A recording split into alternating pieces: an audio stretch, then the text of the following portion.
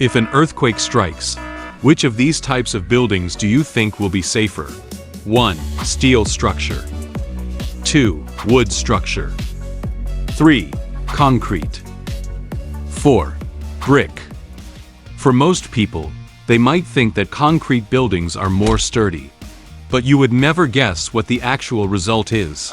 Let's watch the animated demo video together.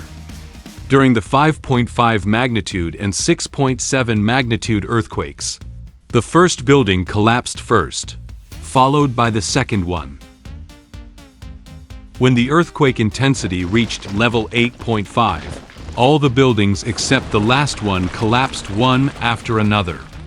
Guess what materials these buildings are made of?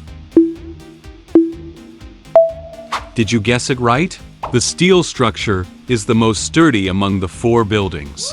Do you know why steel structures have such excellent seismic resistance properties?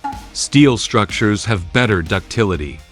During an earthquake, they can absorb a large amount of energy through their own deformation, preventing breakage and collapse. Moreover, their own weight is much lighter, only 1/3 that of concrete.